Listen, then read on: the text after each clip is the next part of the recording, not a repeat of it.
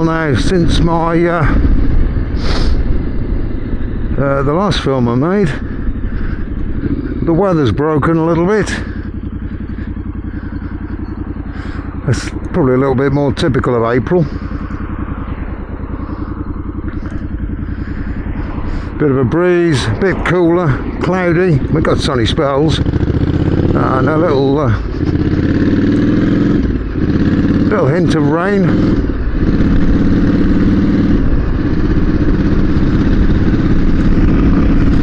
That doesn't stop me.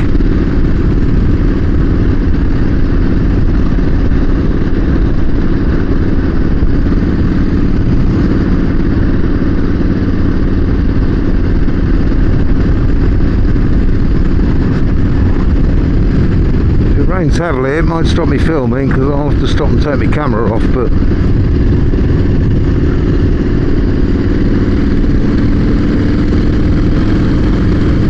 won't stop me riding.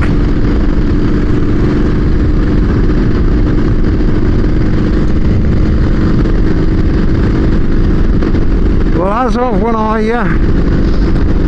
left my house, I'd had one reply to my last film about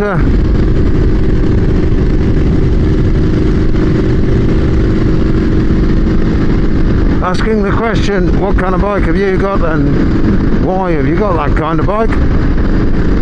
I'd only had one reply. Somebody with a, I've forgotten your username, I'm really sorry. Somebody with a, I think it was a K1100 LT BMW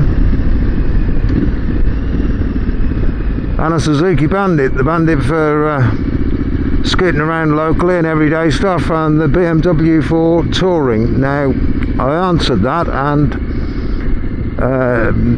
quite a long time ago, sort of back in the 90s, I had a K100 LT BMW. What a great bike that was.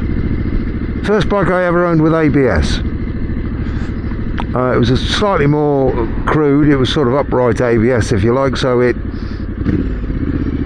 wasn't one that senses your lean angle and degree of ferocity of ABS like modern bikes do. But even so, it was a game changer. Game changer in the wet, and of course that bike, I used to ride that everywhere. I went all over the place on that bike.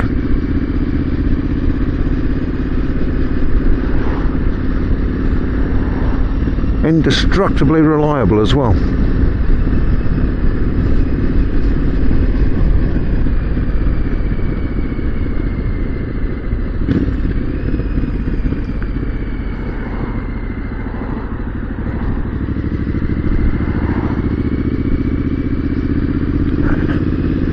This is sapping the fun out of my my ride. Yeah, and a Suzuki Bandit, never owned one. Had a few four-cylinder Suzukis, but never a Bandit. But they must be decent bikes, because you see a hell of a lot of them around. You still see a lot of them around, and they don't make them anymore, I don't think.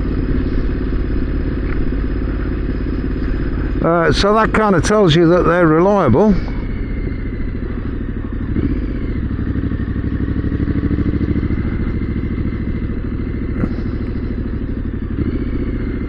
If you see so many of them still around.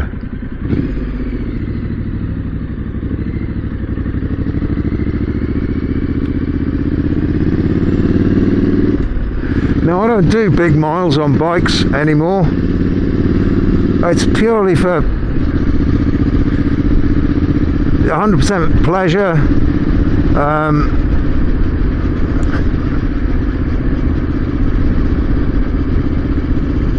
I don't do rallies and things like that unless they're relatively local. Occasionally I'll pop over to the coast, which, depending on which coast I go to, I mean, the nearest one to me is about 70-80 miles away.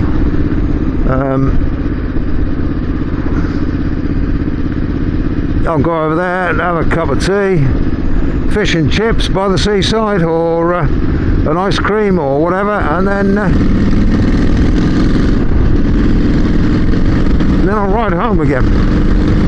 So yeah, I don't tend to do big miles on bikes, so I guess that's one of the reasons I own the bikes I do. I think nowadays, now that I'm a bit older and my chunks of surgical titanium ache a bit more, I think probably I'd go adventure tourer. It would be BMW GS, Triumph Tiger, Kawasaki Versys, Honda Transalp or Africa Twin, or you know, it would be that style of bike.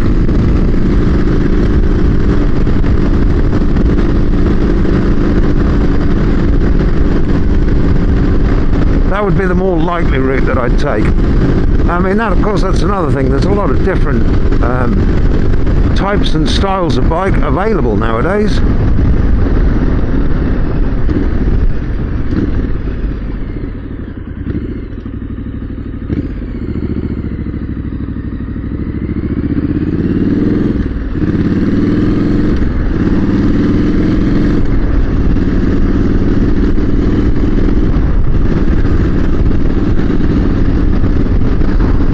I know people, one of them will be watching this, they've got a huge fleet of bikes,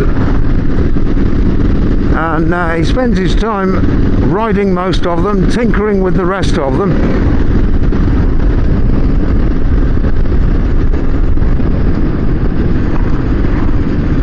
I'm not sure the problem with having so many bikes is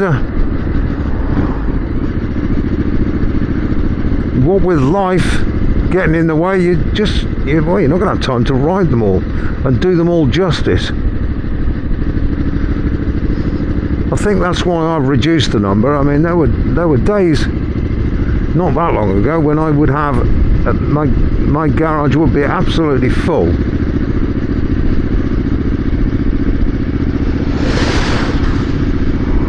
Of bikes in various states of ability to use, and motocross bikes and trail bikes, enduro bikes, you name it, there'd be all kinds in there.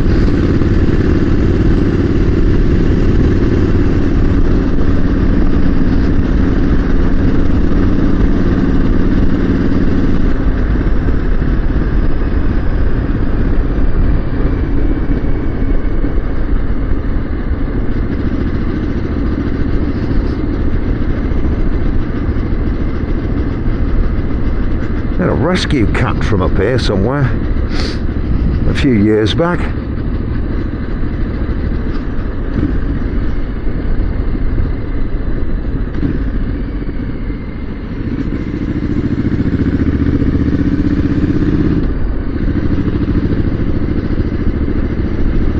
I think it was that house there.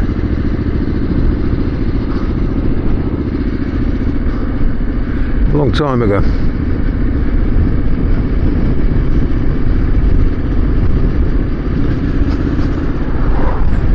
Yeah, so I suppose if I had a bottomless pit of money and an absolutely huge garage and nothing else to do, then I might take that route and just spend my life tinkering and fiddling with my huge range of bikes.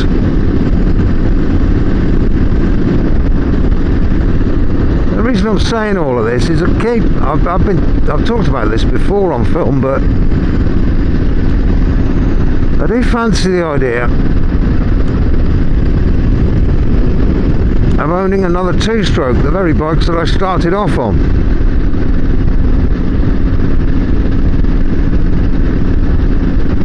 But there's several problems with that. The first one is you can buy brand new two-strokes. There's a British company, is it called Langdon? But they're bloody expensive. I'd like to actually have a go on one of them, so if you're watching,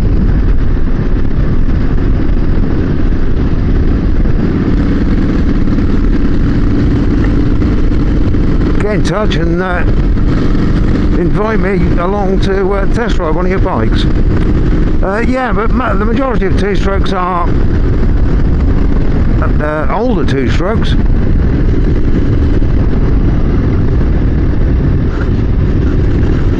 And there are a fair few of them around that are worn out and want a complete rebuild and a complete refurb.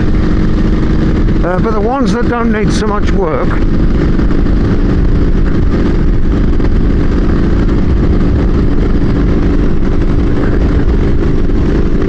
tend to be holding their value pretty well.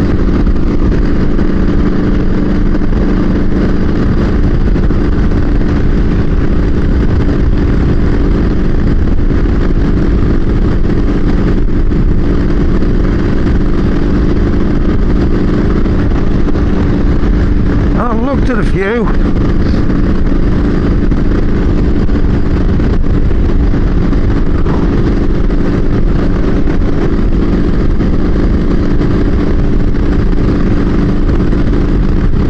Some have been too much money, some have been too far gone. In fact, I was looking at one the other day. It was an old Harley Davidson, an AMF Harley Davidson 250 two-stroke single, so it wasn't really a Harley. It was I think they were Air Mackies, weren't they? And it had been stood. It was kind of mid-70s, and it had been stood for a long time. It did have compression. It didn't have a spark, but it wasn't seized up. But it needed an awful lot of well, to get it to very good condition, it needed a huge amount of work. To get it to usable condition, it needed a fair bit of work. And I think he wanted a little bit too much for it. And he wasn't budging, so I didn't end up buying it. Pity really, because it was pretty local to me. I guess if he's still got it in a month or two's time, maybe I'll stand a chance.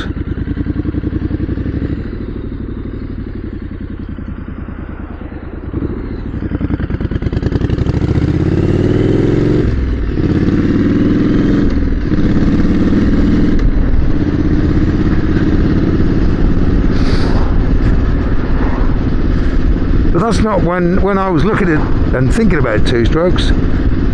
That's not what I was thinking about.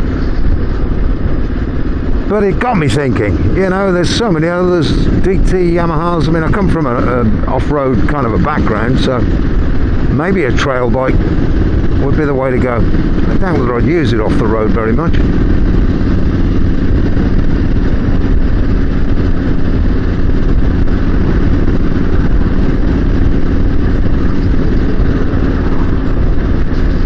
Ooh. Good job this isn't smelly vision. Must be that time of year when farmers spread stuff that stinks all over their fields, because it's making my eyes water.